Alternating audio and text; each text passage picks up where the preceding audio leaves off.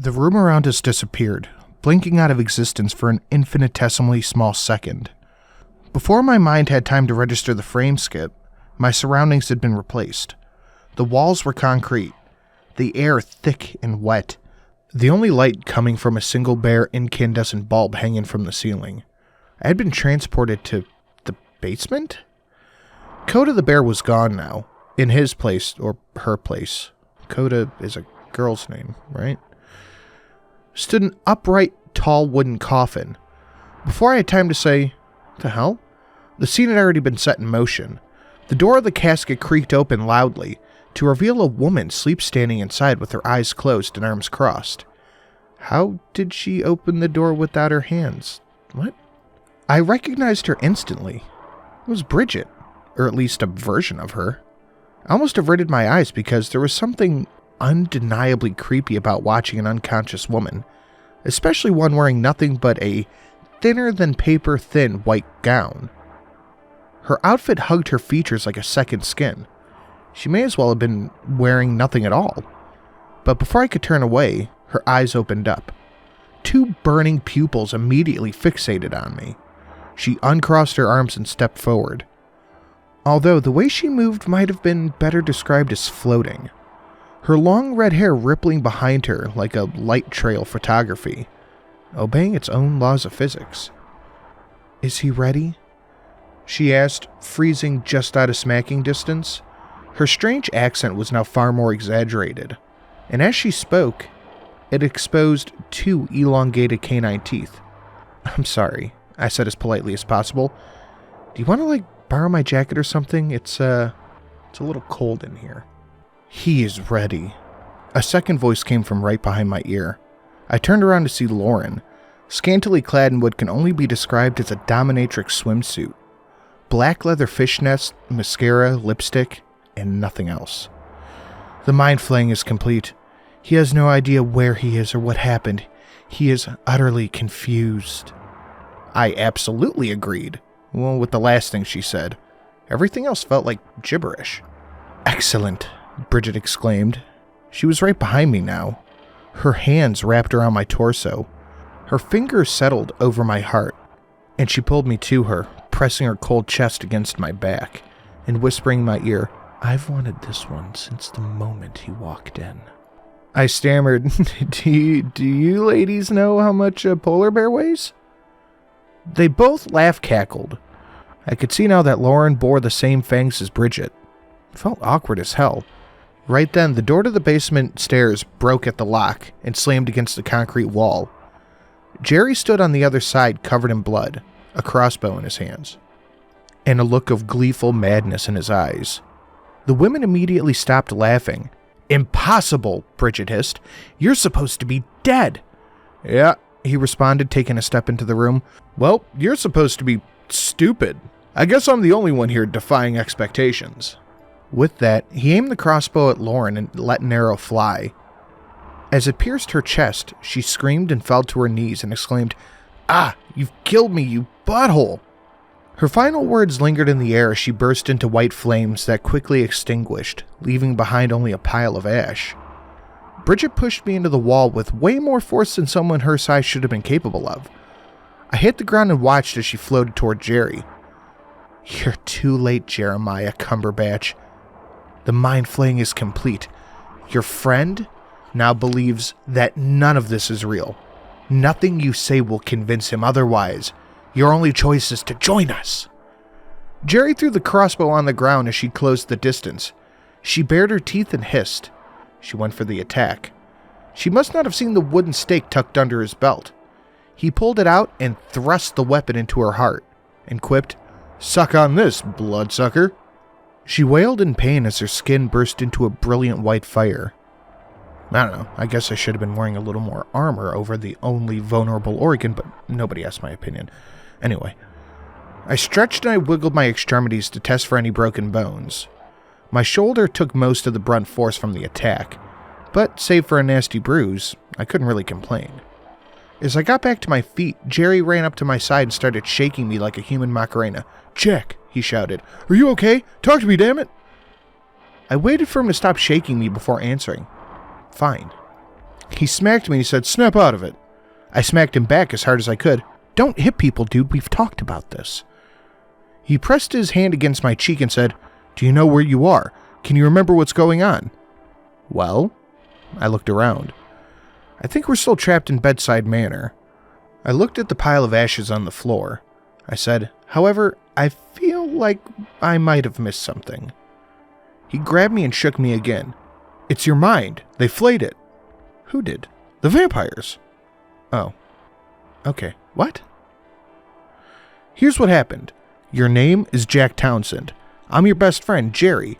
I loaned you $10,000. You can pay me back when you can. And then we went on a cross-country road trip until we mysteriously broke down outside of this spooky manor. We came here to ask if we could use the phone. Then, bam. Turns out this was just another one of those classic, sexy vampire dens. I've been killing them all night. They captured you, and they wanted to turn you into their Renfield sex slave. But the only way to do it was to erase your memories." He grabbed the crossbow on the floor. "So, you're telling me that I've been brainwashed by sexy vampires to believe that this was all a simulation?" "Simulation?" he repeated, pulling an arrow from the quiver slung across his shoulder, then loading the weapon. "You mean like the 1999 sci-fi classic The Matrix?" "No, more like He shoved the weapon into my hands. "No time to discuss genre-redefining cinematic masterpieces. We have to get out of here before their King Wolfgang recovers from my garlic bazooka. It's a long story. Remind me and I'll tell you later." He was already at the stairs when I stopped him with one simple question. "Hey, what kind of pet does Lucy have?" He turned around to see me aiming the weapon at his face. He blinked a few times and said, "Easy there, Jack. You don't want to shoot me. I'm your friend." "You have no idea who Lucy is, do you? Just like how you didn't know that our sheriff was a woman named O'Brien. Lucy doesn't have social media, and the researchers for this little experiment skipped leg day." "Jack, that's just your mind flaying talking. So do you know Lucy?" "Of course." "Prove it then. What kind of pet does she have?" "She has a pet snake?" I gave him a few seconds just in case he wanted a do-over. Then I said, "Wrong again. Shit." I aimed for his foot, but crossbows aren't nearly as intuitive as you might believe. The weapon went off about a half second after I expected it to. The arrow ended up lodged in his knee. The thing calling itself Jerry put his hands on his hips and gave me an "Are you satisfied?" scowl, shook his head. The walls disappeared. I saw nothing but darkness. And then I opened my eyes to a blinding light, a blinding flashlight to be exact. I could hear Hope's voice before I could see anything. "Pupils are equal and reactive," she said. I sat up. She pushed me back down. Another pair of hands joined hers, holding me in place on my back. The metal ceiling only a few feet above me. This room was small. There were shelves on either side with individually wrapped packages. The air smelled like a strange combination of sterility, dirt, and copper. Interesting, I thought. This is new. I'm in a whole new environment now. I was prone on some kind of slab with Hope standing to my left, and I just now realized the detective was on my right. They were both dressed in matching blue uniforms, with the snake-wrapped staff of Hermes emblem on their breasts. I recognized it all too well as the symbol of a paramedic. Hope had a syringe in her hands. Not for long. The detective may have been shushing me or whispering for me to calm down, but I had no intention of letting a needle come anywhere close to me. I bent my good leg as far as I could and kicked Hope square in the face, sending her crashing into the ground. That sounds impressive, unless you know I was actually aiming for the syringe. The detective released me and raced to his partner. I sat up and looked at the open back doors of the ambulance. We were parked on the side of a lonely country road. The sun was setting. Nearby, my Nissan crumpled around an oak tree. The vehicle was utterly destroyed. The only part that wasn't twisted and mangled was a small section on the passenger side. Blood spray decorated the hood and the remaining bits of the windshield. Between the ambulance and the tree, 2 more paramedics stood by something shaped like a body, lying under a blanket. The detective helped Hope to her feet, then turned to me and said, "Please, sir, calm down. We're not going to hurt you. You've been in a terrible accident. You suffered major head trauma. We're trying to help you." I rolled my eyes. Ugh, come on, dude. This has got to be the worst one yet. I'm not trying to trick you. When we arrived at the scene, you already lost a lot of blood. Skip intro, I said, cutting him off. I've actually been inside ambulances plenty of times, so I know that this doesn't look right. I mean, seriously, you guys aren't even wearing gloves. The detective and Hope shared a look. I waved my hands in the air and said, "Next." The ambulance vanished with a poof. The world came back to me. I was in a very different place. The floor was made of stone. Brick walls were lit by torches and decorated with medieval-style weapons and shields, with a pair of windows looking out at smoke clouds, flickering red with the reflections of fires burning deep below. I sat up, just as the enormous wooden doors at the end of the hall swung open. The man who entered wore a suit of armor, scuffed with dirt and blood from a recent battle. As soon as the door closed behind him, he removed his helmet. "Tobias." "My lord," he said, looking at me for some reason. He took a knee before continuing. "The undead army has reached the castle gates. Our warriors are preparing for their final stand. We await your command."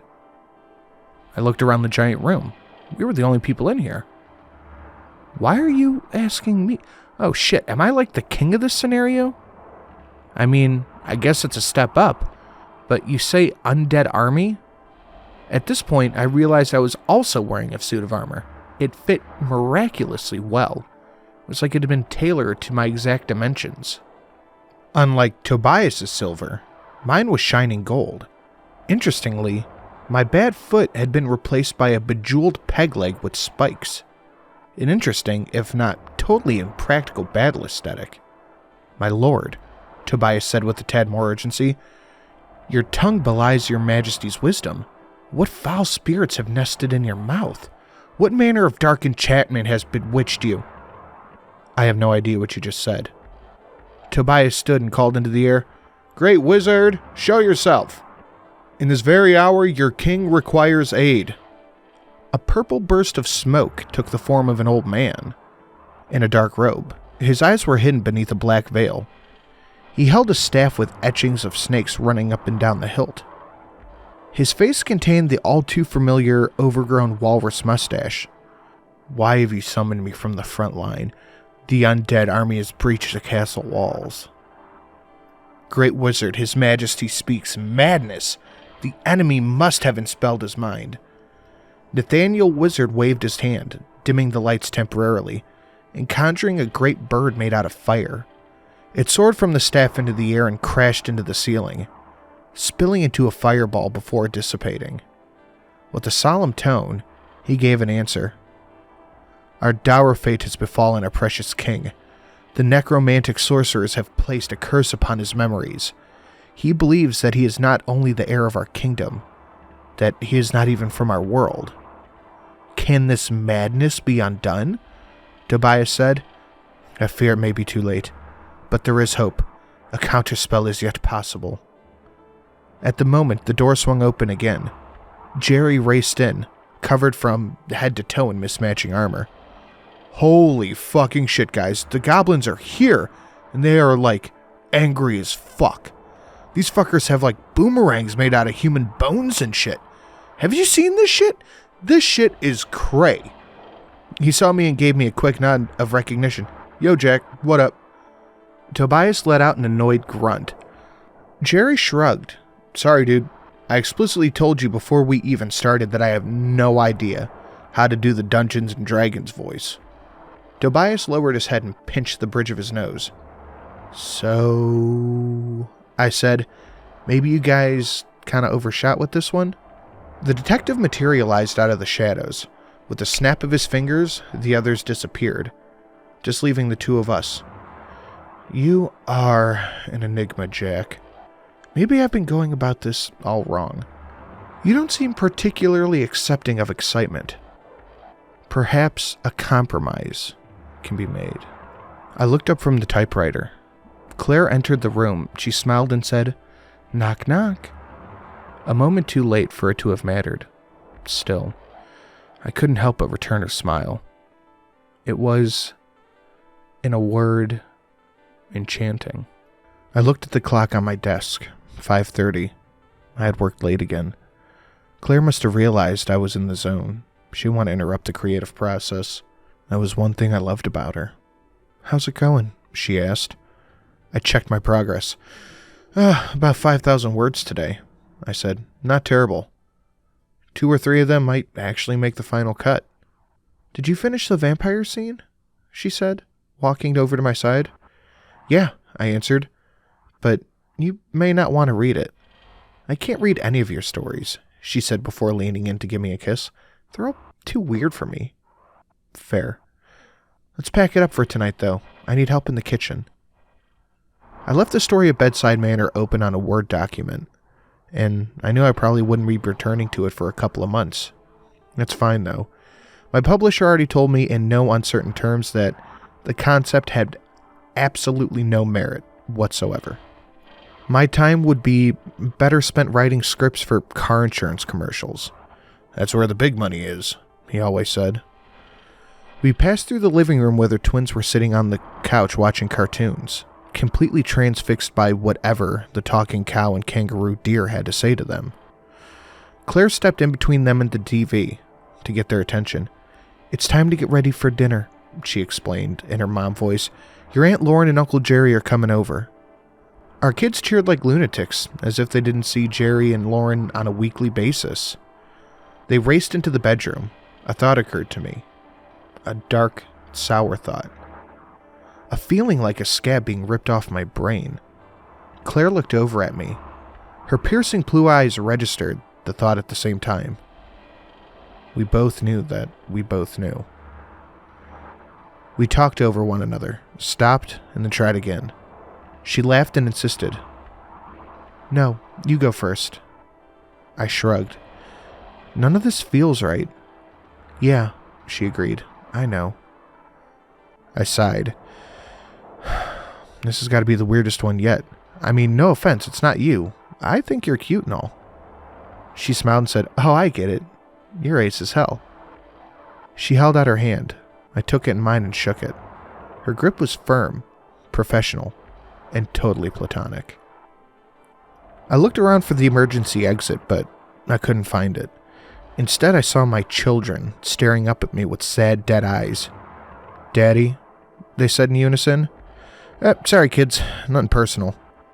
They evaporated into puffs of smoke.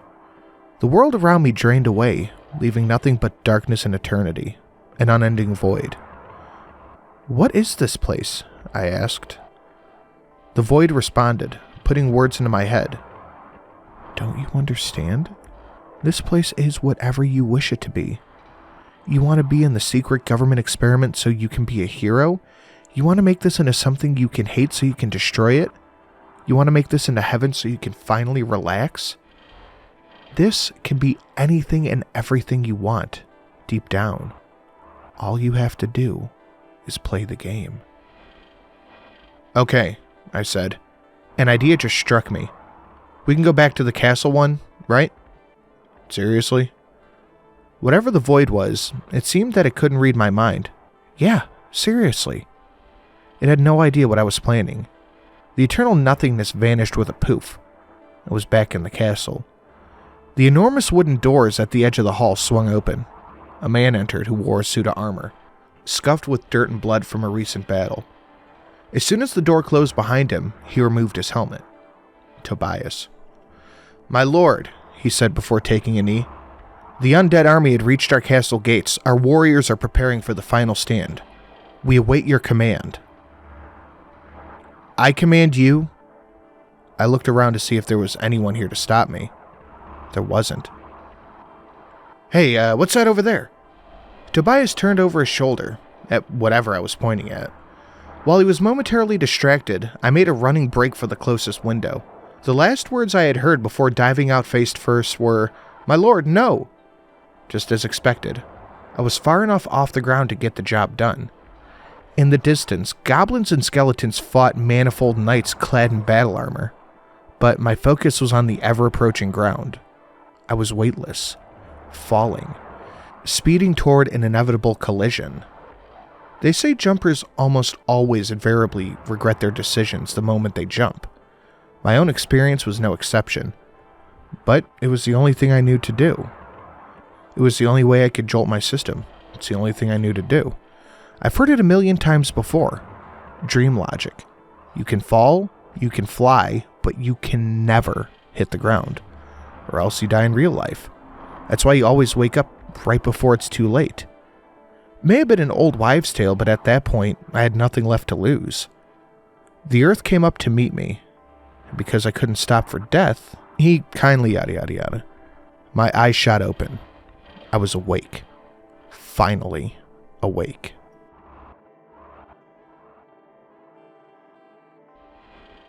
Guys, I want to thank all the amazing patrons who are currently supporting this channel. I have to tell you that this is the most work I put into any channel that I work on, and I get the least amount of money out of it, so I really do appreciate it. And thanks for watching. Please like, share, do all that stuff YouTube likes, and I'll see you next week. Oh, I know I said this was the last one, but I lied. It's not. There's still one more after this. We still have one more, so I'll see you in the next one.